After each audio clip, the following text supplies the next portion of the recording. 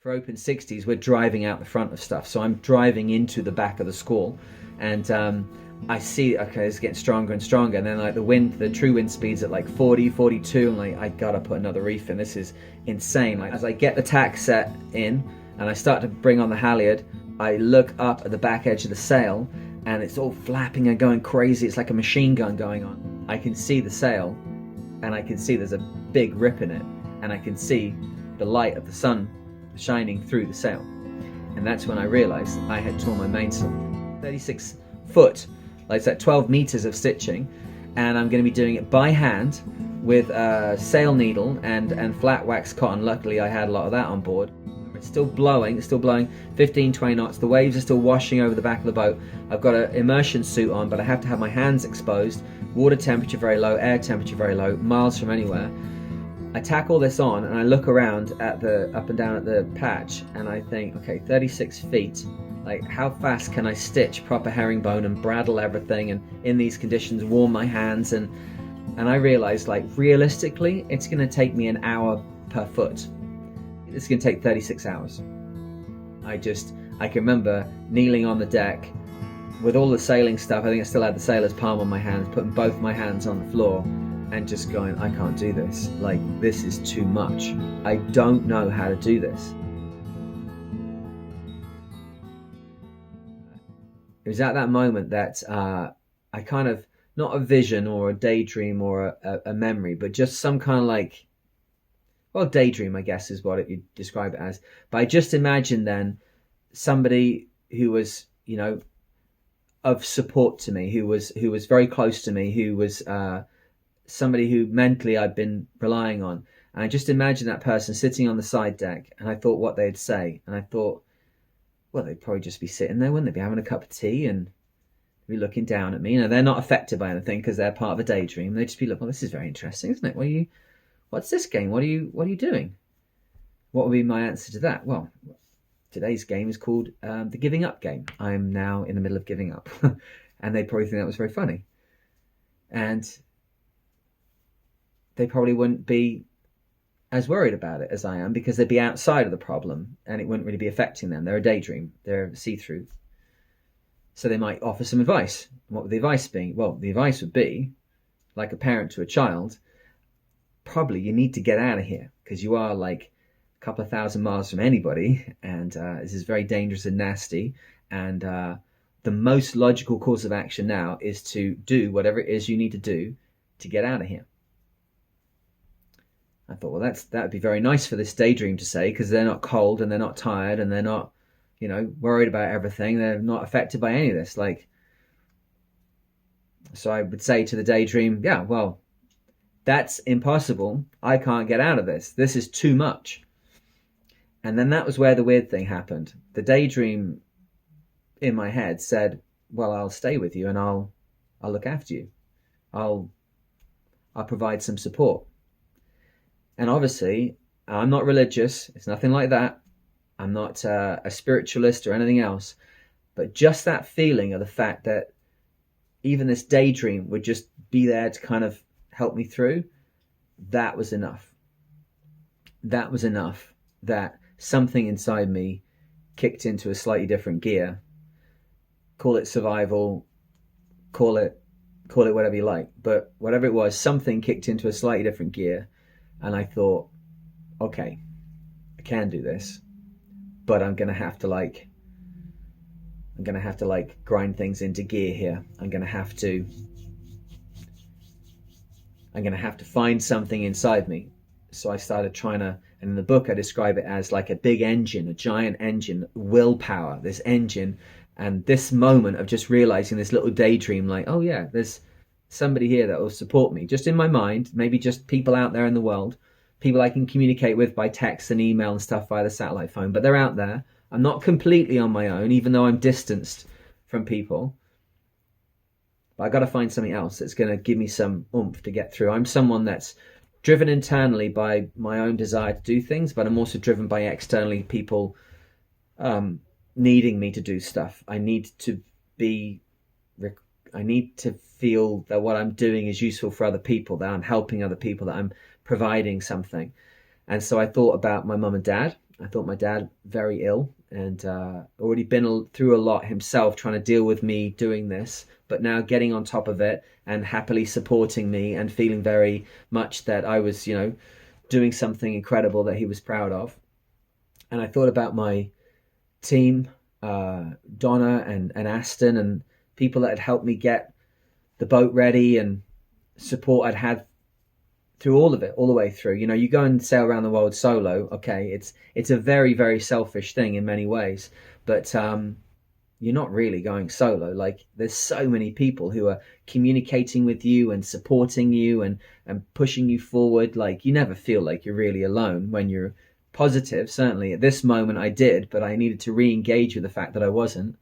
I thought about the people who had been writing to me, who had found some resilience and some light and positivity in the things that I'd been doing. They'd been transferring it themselves back to their home life. I had somebody who wrote to me and said that he'd come home and the garage roof had fallen in on the car, and he had just come home like, geez, I think like a tree had come in or something, and oh my God, this is too much. So he goes and gets himself a coffee, goes and sits down at the computer, and then he'd been reading about some other situation I'd been going through on this race, some other terrible circumstance, and he'd written to me and said, I read that and realized, like, you know what, I'm in a house and I've got like Starbucks down the road and I've got an insurance thing, and you're out there on your own and you're dealing with it. So I thought, Jesus, I can deal with this. If he can do that, then I can do that. And for me, that's an empowering thing that makes going and doing this around the world stuff really, really valuable to other people who vicariously come with me and transfer something out of it into their daily lives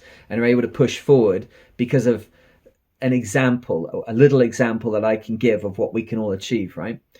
And I thought about these people, and I thought about my team, I thought about my parents, and I thought about this person who was sitting in the cockpit with me, giving me this much more rosy view of how things could be. And finally I thought about what it would mean to me to give up and those people's dreams and aspirations and their thoughts and their hopes for me would die with me giving up. And I think that's where I let out a like a film like Braveheart or something, just let out the biggest roar that you can let out to energize yourself, to revitalize yourself, to reconnect yourself with what it is to be alive, and to remind yourself that while you've still got yourself, you've still got hope, and while you've still got energy and action, you can still push forward. And I got up off the floor and and I looked over at my little daydream and was given the advice, you probably need to hurry up and get on with it. And I did. And started to make all the bradawl holes and get the thing through. And I didn't think about 6 foot, 36 foot, whatever it was. I didn't think about 36 hours. I just thought about push this thing through the sail, push that through there. And if I remember correctly, a technique I've used to get through very difficult things like that, where you have to do hugely repetitive tasks, I just put one album on and it just goes round and round and round and round and round and round and round and round. You just lull yourself into some kind of like weird hypnotic state. And if I remember correctly, it was the Proclaimers. So that's how bad things were. The Proclaimers, God help me, were going round and round and round. And around and round it went. And it went round and round and round for 36 hours. And I ate some, and I drank copious amounts of tea and probably smoked copious amounts. And after 36 hours of water coming over the back of the boat, just rolling on with these head sails slowly, all the rest of this fleet are just flying away from me.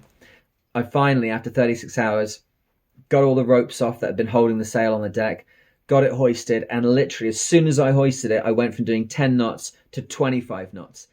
And I remember distinctly it was coming into evening. And as I did it, I mentioned, I think last time, Field's porpoises. They're black and white and quite small. I call them licorice comforts. And as I got going and the boat started to pick up and it started to create a pressure wave and there's foam all around it, it's jumping out the waves again. These little Field's porpoises in a pod, like 5 or 10 of them, they're just right alongside the boat. And if you've ever been on a fast boat when there's dolphins and porpoises around, at 10 knots, you'll get like every dolphin there is around you. They come and kind of jump along next to you and frolic a little bit and swim under the bow. But when you're doing like 15, 20, 25 knots, it's just the really energetic, powerful ones that are coming. And as they jump next to the boat, remember the boat's only like a meter or so off the water, and I stand nearly 2 meters then above that. Pardon me. There's these things are jumping like 2-3 meters clear of the water. You can hear them like blowing the air, and they look at you, you look at them, and every instinct inside you says they're just doing this for fun. So having had this horrible period of time of this, I remember there's some piece of video somewhere of me.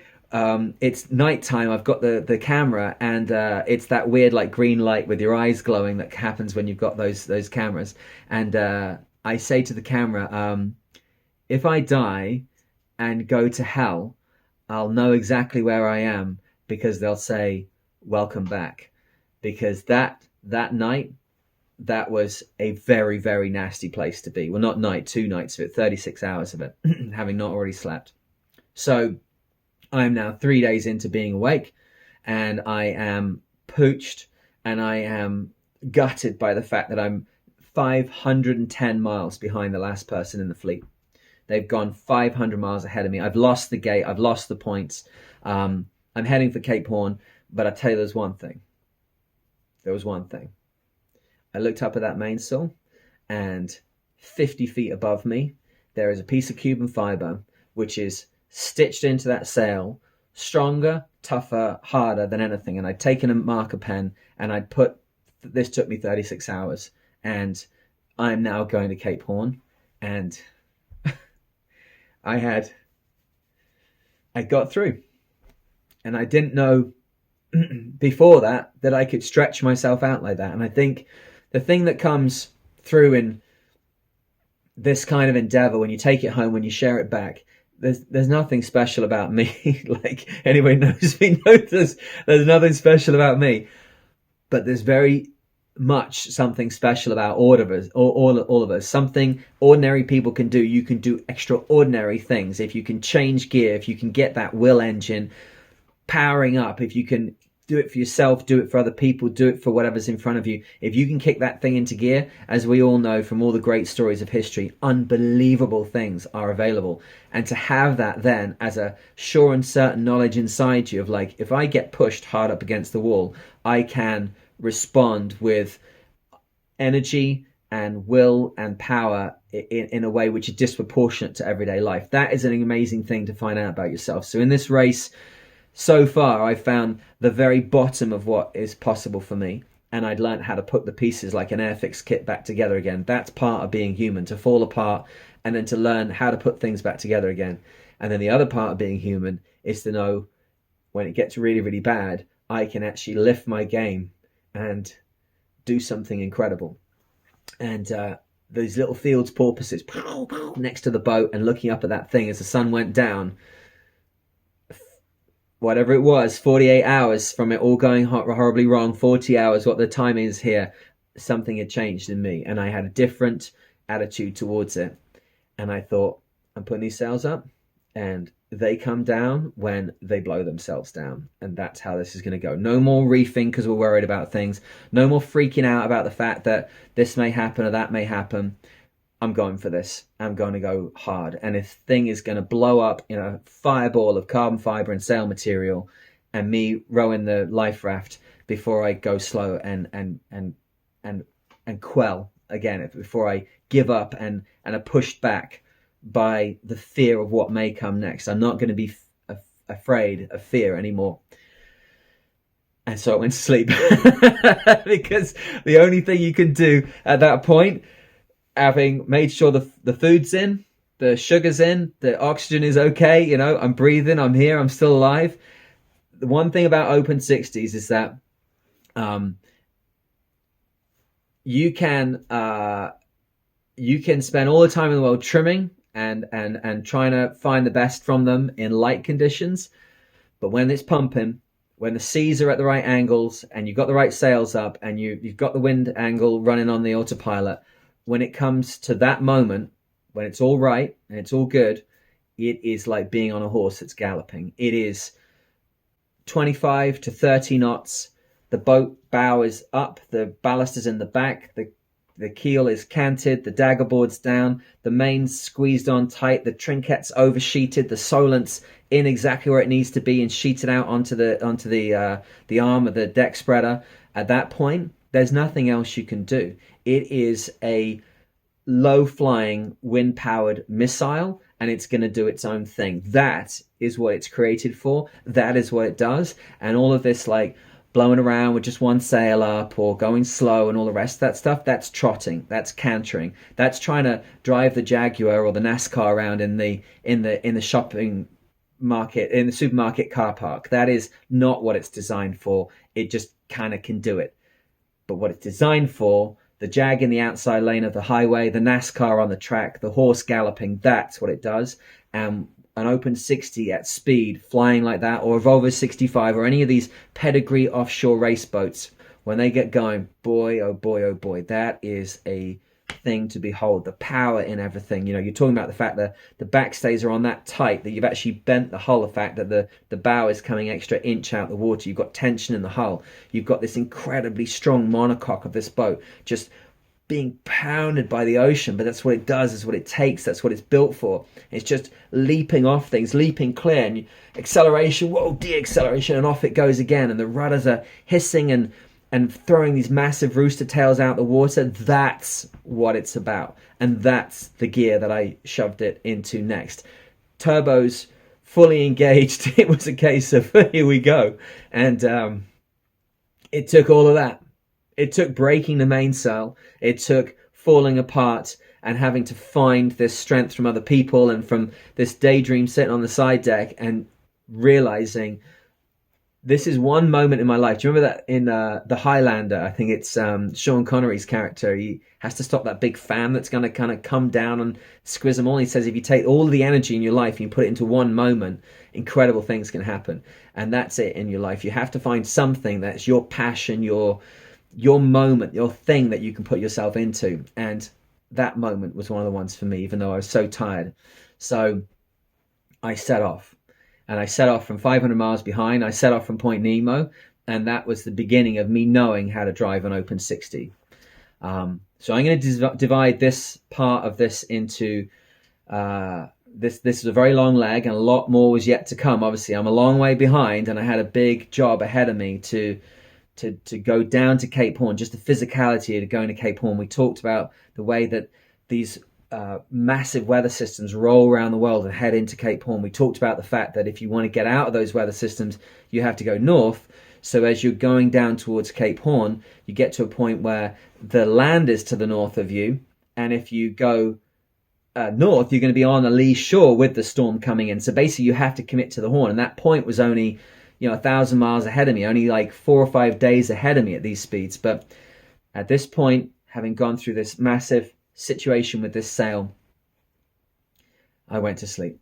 And that probably is the best way to leave this. I am now sleeping soundly as my giant carbon fiber steed flies through the Southern Ocean night. The broken wing is fixed, and it's time to fly to Cape Horn. So all right, that's the end of that section. I want to address, trying to segment this up a little bit into a few other bits. So we've got question time. So the coffee needs to be renewed, I think, and we'll come back and we'll answer Pat's question. I did read a bit of it earlier. This is Pat Brady 205 via Instagram. Thanks, Pat. He says, loving the podcast so far. I've been waiting for a sailing podcast focused on ocean racing with as much detail as you put in. Well, as long as you don't mind stories and detail, I think you're in the right place. The way you go off on tangents is perfect for me. Just as my mind starts to wander, so does yours. Yeah, I think that's sailors, basically. Like, most of our life is just one giant tangent away from real life. So I think we're all on that one. He says, here's my question. I love this question. I thought the question I was going to get was like, how do you reef? Or how do you splice the end of a line? Or whatever. Pat's question is like something totally different. Listen to this. He says, I'm working on a 2,000-piece jigsaw puzzle during this quarantine situation. I'm expecting it to take me the better part of 2 weeks. That's realistic. Well done, Pat. I'm curious, what was your equivalent puzzle throughout the Velux? Did you have a never-ending project that took you the entire race to work out? What a fantastic question. You like give up sailing, Pat, and become like Christian master. All right, I'm going to get another coffee. I'm going to come back and I'm going to answer Pat's question.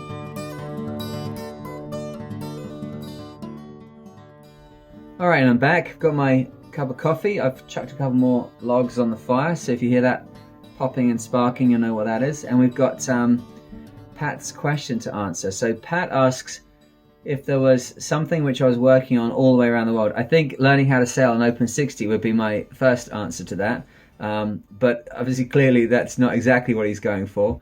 I think the thing which I had to work on all the way around the world was a technical issue with the mainsail. The way that the open 60s work, the boom is connected to the deck of the boat. So it's you've got the mast is seated onto the deck, it's deck stepped, as you might imagine, but then there's a gooseneck, which on those boats is quite a large fitting. It's not connected to the mast, it's built into the deck, and it allows the boom to come down like at an angle, like right into the deck. So the reason that happens is a couple of different things. Number one is from an aerodynamic point of view, you create an end plate effect on the mainsail if you bring the boom down that low to the deck. So on any surface which has got breeze flowing across it, we have to consider the fact that not only is the breeze going from front to back on the sail, but it's also washing off the top and it's washing off the bottom. And those effects can be create a lot of induced drag. So,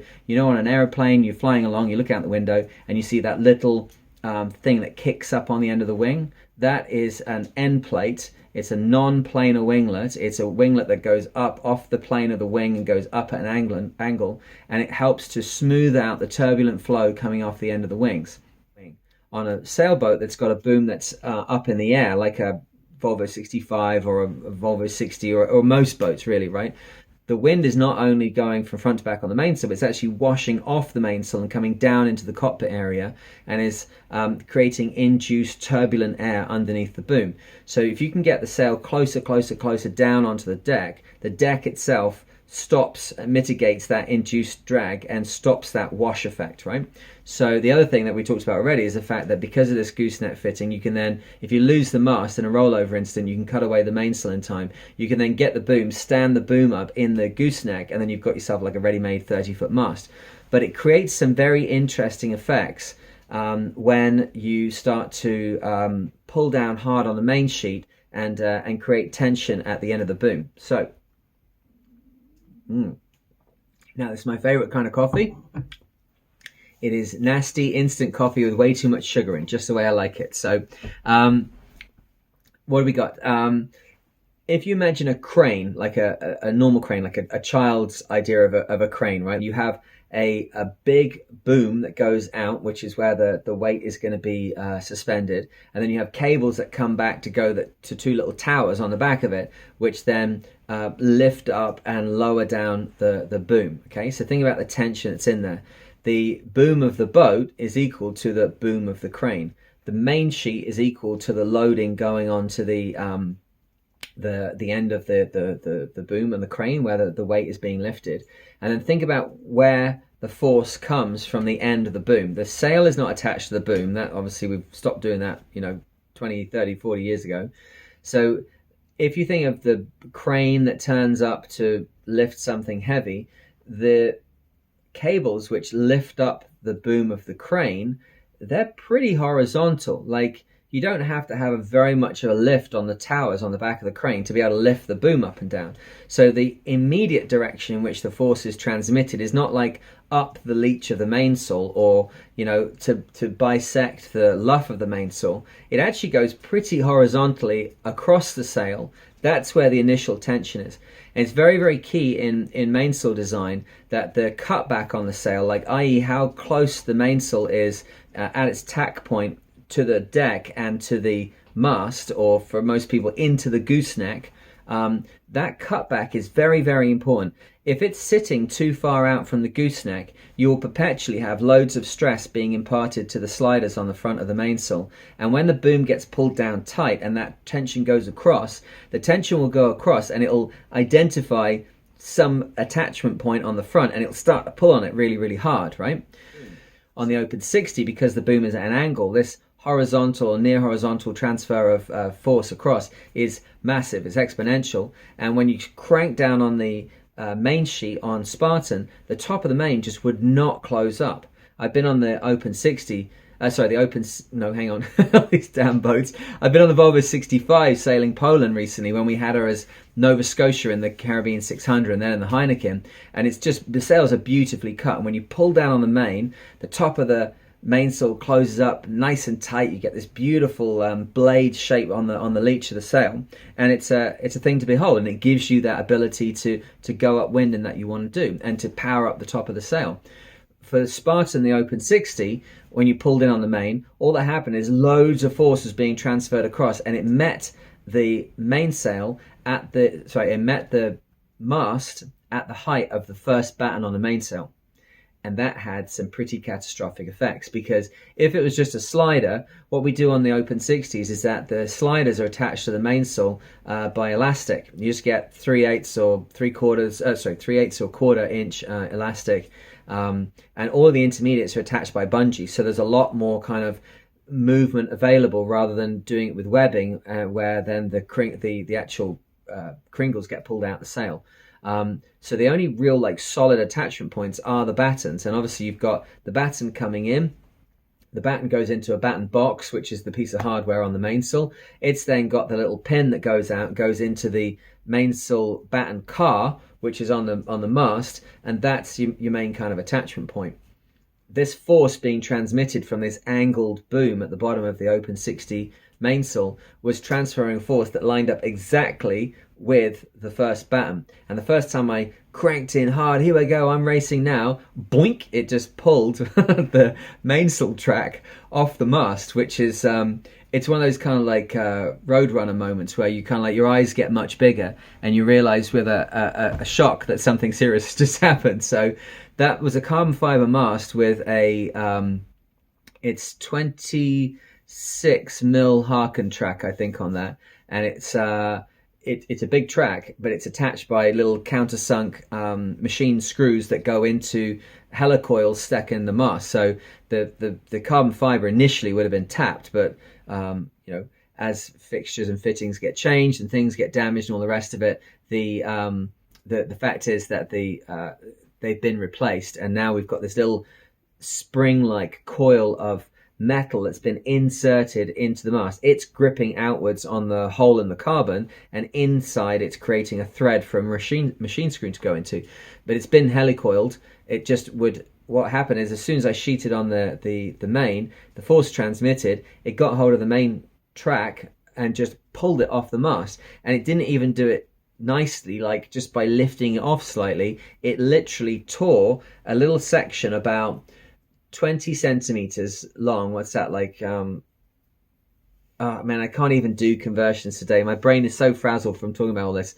20 centimeters is what, like 10 inches, something like that. 25 centimeters, 10 inches. So it just tore that much straight out of the mast. It was just at a bit where it was like at the end of a track section. The sections were 6 foot 2 meters long, and it was kind of at the top of it anyway, and it just pulled it clink straight off. So suddenly you've got the batten with the batten car still attached with a bent piece of mainsail track hanging off, and it was about 10-11 feet up the mast, just where you can't reach and do it, just where you're gonna have to go and get a bosun's chair and kind of climb up, and but not too high up that it was so much of an issue.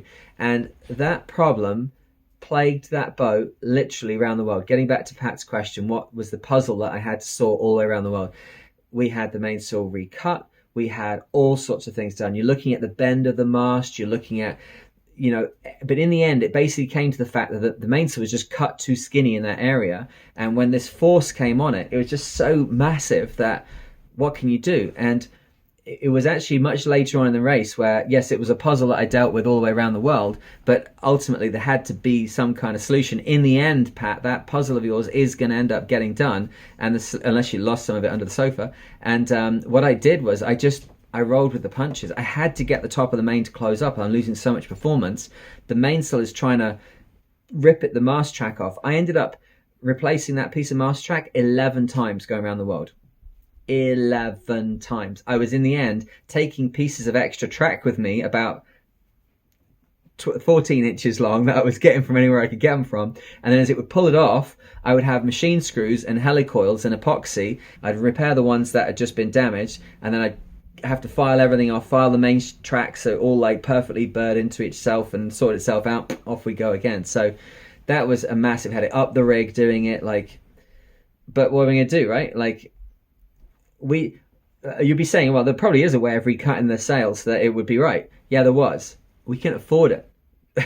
That's where I was at. I was making videos and taking the photos, and we were winning media awards for the stuff that we were churning out from the boat. I say we because obviously I'm sending it to someone and they're sending it on to other people, but I'm producing stuff. We had no money. We had no money for accommodation when we got places. I often stay on the boat. We had nothing, nada, zero. So the idea of just sending the mainsail in for like the front of it to be reassessed and all of the cringles to be sorted out and the batten boxes reset, it's like, it ain't gonna happen. It's not gonna happen. So what I ended up doing was, I think from just before Charleston onwards, what I did is I made a system whereby I shaped the pin that goes through, that holds the batten box in. I changed the way that pin's set up. I can't remember exactly how now, but I changed it so basically I could pull the pin and it would release the batten from its car.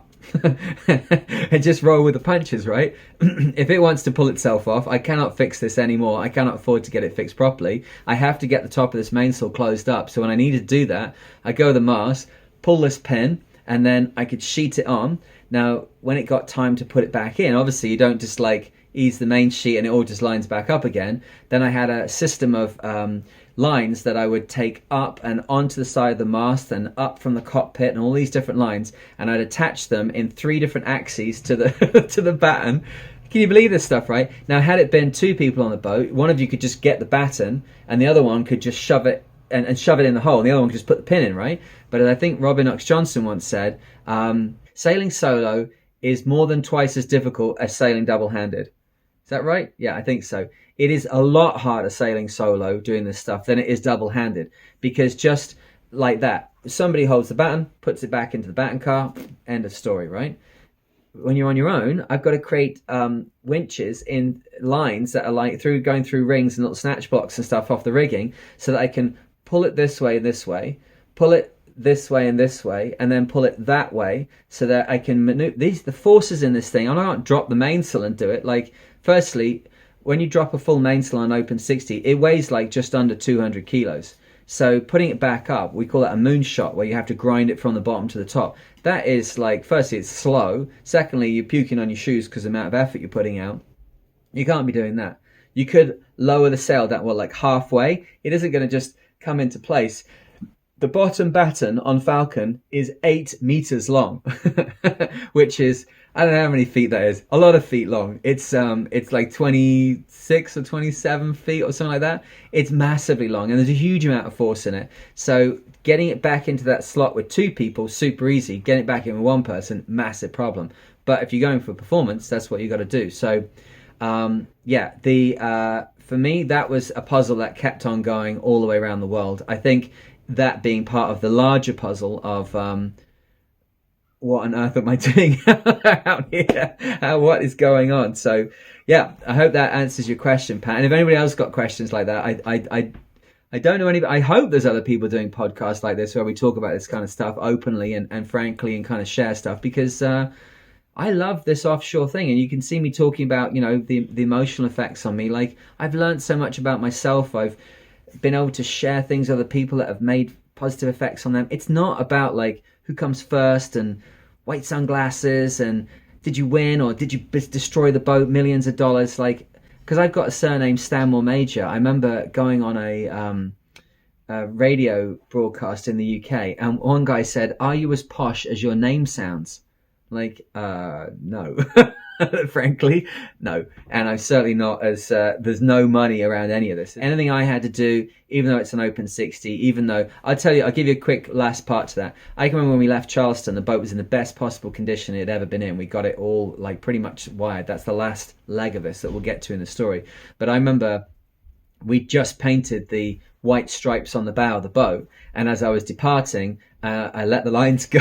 I walked through the wet paint and put 3 or 4 white footprints down the red foredeck. That's how fancy we were. So yeah, when I talk about trying to like solve this problem, recutting the main, yeah, I'm sure that would have been great. Couldn't do it. So there you go, Pat. That's the answer to that one. So anybody else got any other questions like that? I'll give them my full attention and have a cup of coffee and enjoying chatting with you. But okay, the last thing to talk about is people have written to me and said, we've been doing this thing recently. I put that video on YouTube and on Facebook about the Ocean Globe Race.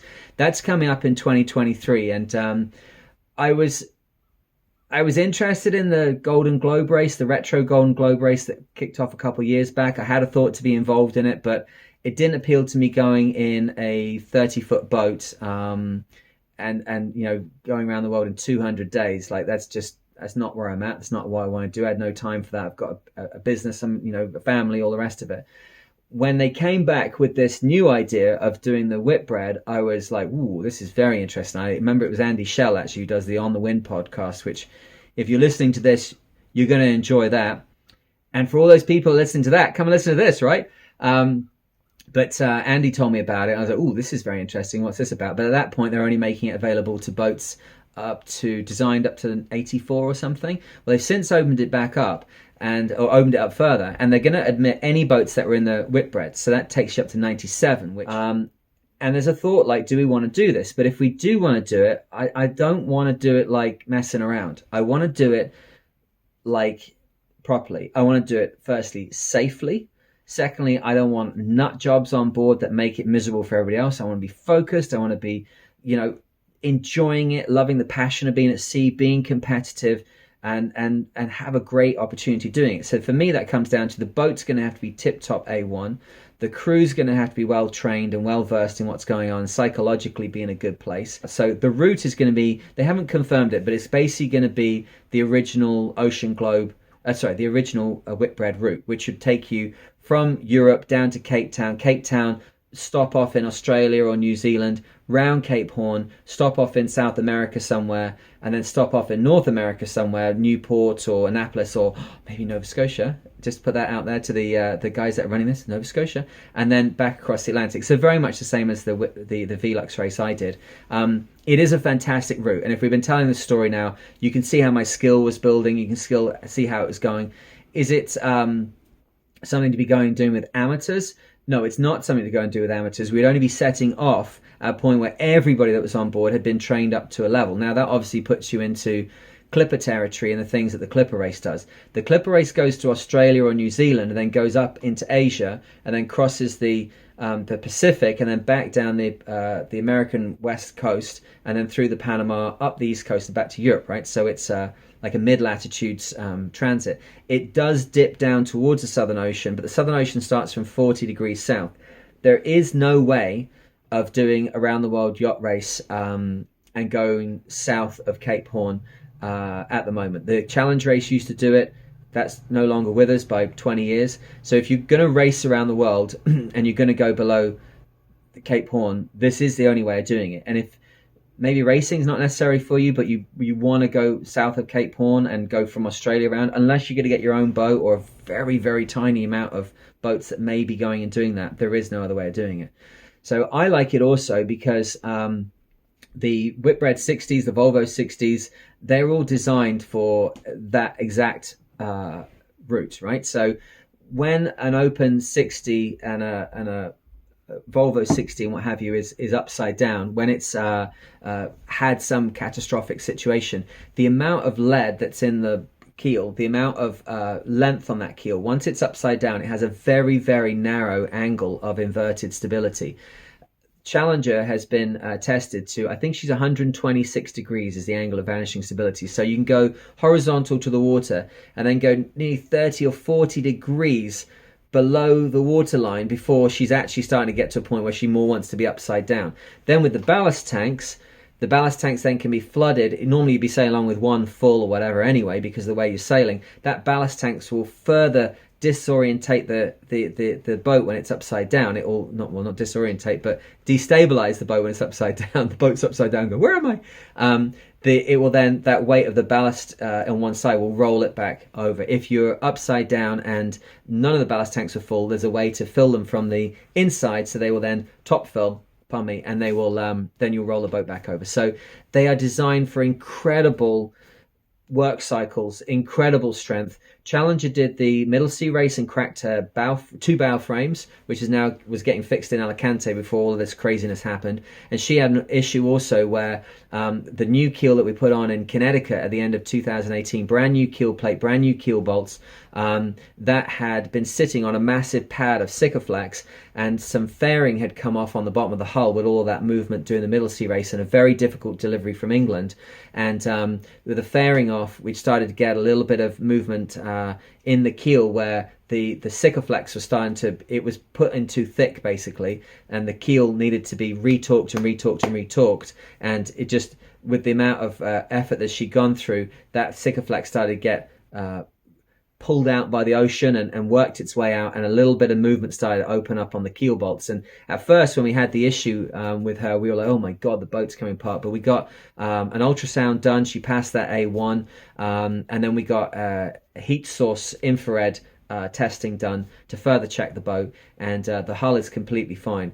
What we're going to do though is we're going to address this with the keel, and we're going to put yet more reinforcement, and then we'll have fully reinforced, fully up-to-date method of connecting the keel to the hull of the boat, plus the new keel bolts we've already got, plus the new keel we've got, plus we're putting new chain plates on. So the boat is now at a point where it's been super checked through, and it's going to be refitted, ready for this event. We're going to have crew training happening in a couple of different ways for this one. What I'm doing is, right now, because of everything that's happening in the world, basically Spartan is unable to do any of the events going forward. We just heard the other day that the Newport Bermuda race is cancelled. We don't know if that's going to come back in a year's time or if it's going to come back in 2 years' time. The Regatta del Sol al Sol that we were doing down in St. Petersburg in Florida, that was cancelled.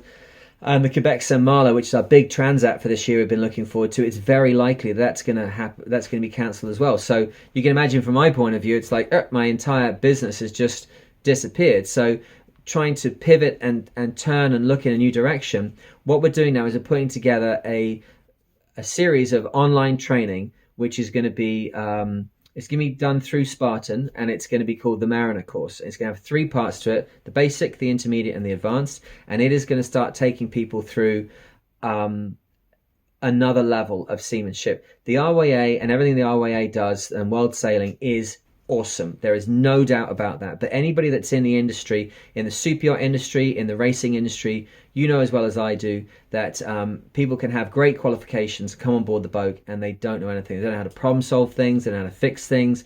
They don't know how things really work in the real world. Because doing the RYA stuff is brilliant, but it's like passing your driving test. Then you go and learn to drive, right? And there is another level of seamanship that's available, and it's getting lost and getting lost. And ocean racing and ocean passaging is becoming, in my mind, it's becoming an area where a very small group of people have this high level knowledge, and it doesn't exist anywhere else. So to blow the top off of that, we're putting it together now. It's going to be, the first one will be the basic course, and it's going to be 12 units, and you'll be able to purchase them either as an individual unit for $200 or do the whole thing for $2,000.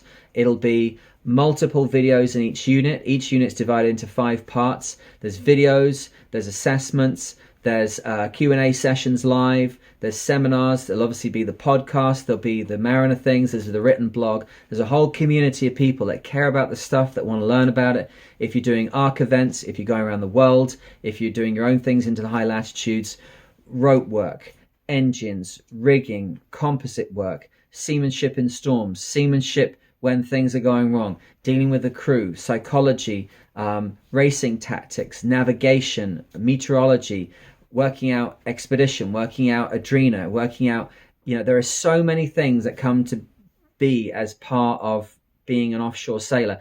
Don't worry about if it's racing or cruising. The skill's all the same.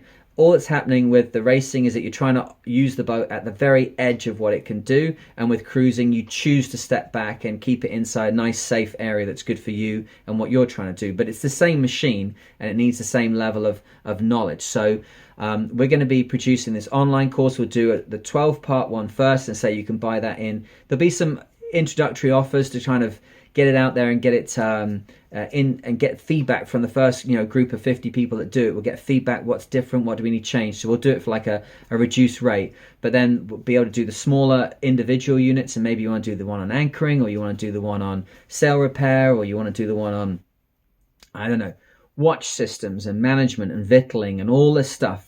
There'll be a basic one, we'll do an intermediate one, and we'll do an advanced one. They'll build on top of each other. And for those people that have contacted me now, we've had over 100 people contact and say, I want to do this ocean globe race. So we're doing it. That's not in doubt at all. We're going to go and do it. So I want to see the boat fully wicked up and ready to go, absolutely at the best of what it can be, and as safe as it can be. We've replaced the keel, we've replaced the keel bolts, we know the hull is perfect. We're going to do everything now we can do. New sails, new ropes, new navigation gear, the whole 9 yards, right? And if we can, we'll even get both the boats into the event, which will open it up for more people. The race organizers are saying that they don't want people changing on and off in every leg, and I think that's fair. We want to have half the crew go round the world. We want to have the other half of it, people doing like 2 legs. So we'll have a core crew. There's going to be 14 people in the crew and 2 professionals. Then there's going to be, of those 14, 7 people are going to go all the way around the world. And the price is going to be pretty much the same as the Clipper race. So I'm not going to be behind the door about this. If you want to go and do this, you understand what it is to go and do ocean racing. The cost is going to be the same as going and doing the Clipper race. And that's £50,000, okay? £50,000 sterling. That will take you all the way around the world, and it will do all the training. That is a huge amount of money.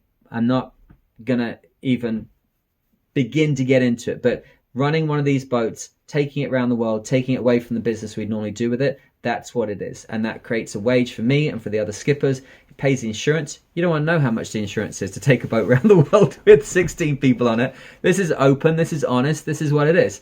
But what we're going to do is we're going to break it up. I'm going to break it up in the following way.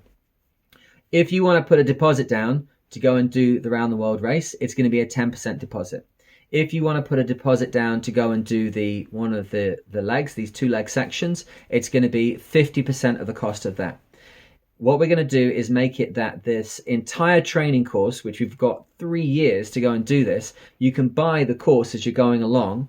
And once you bought 3 of these courses, the basic, the intermediate, and the advanced, then you'll have paid 10% down on your place going around the world.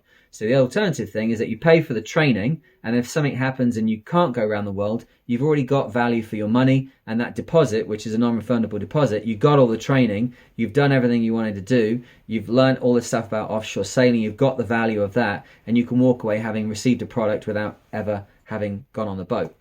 If you want to go and do around the world, you're also going to need to go and do events offshore, and obviously our boats are out there doing these things. We have to get people trained up so we're competitive. We can't have people coming on board that did their training like, a year before. So I'm asking that people that are doing, they've done a race, which would be a minimum 600-mile race. That would be the 600, the Rolex Middle Sea race, the Fastnet, that they've done a transatlantic. So they've been involved for a big, long, 2-week period or whatever it is at sea.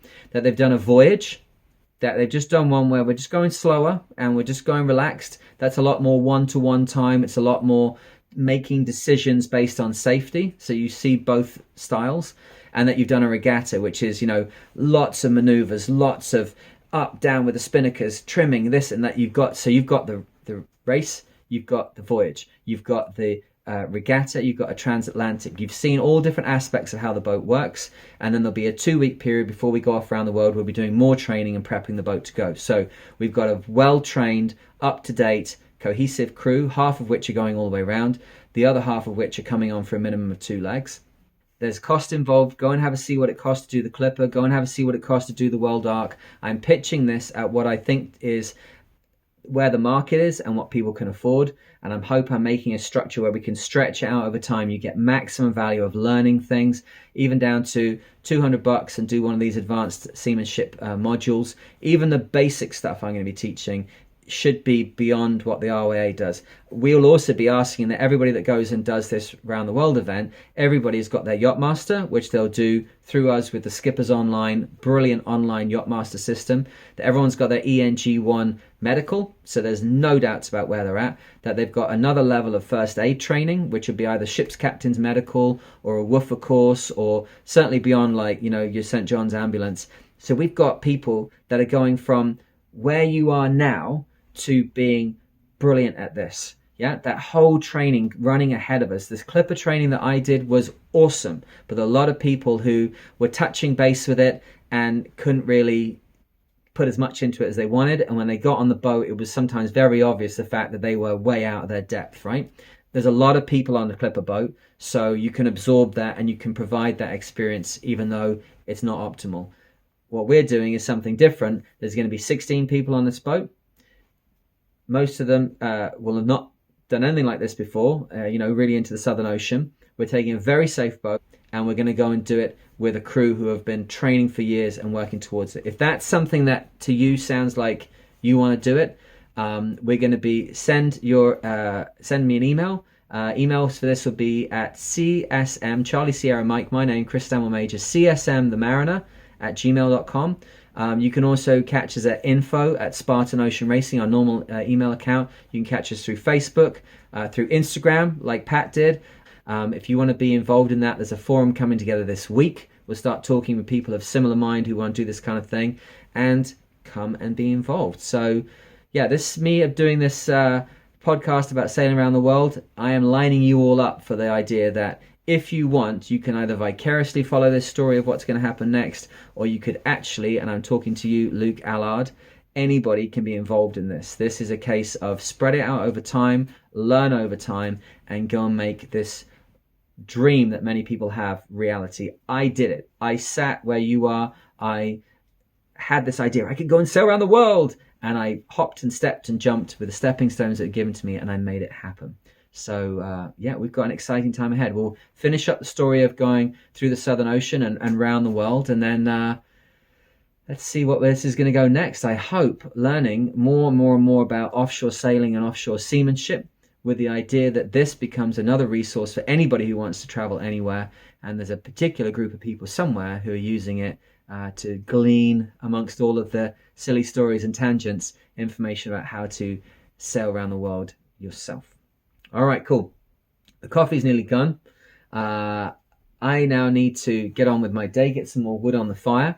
We are in lockdown quarantine at the moment with the COVID-19 situation. I hope that wherever you are safe, you are well, you are holding yourself together physically and mentally, and looking after those people that are around you. Little kindnesses, little things. Be somebody's daydream. Get them through it as they help you get through this. And let's come back together, and I'll be telling you the story of rounding Cape Horn on Spartan in the Velux 5 Oceans race in the next episode. Until then, be safe, sail fast, and I'll speak to you soon. Cheers.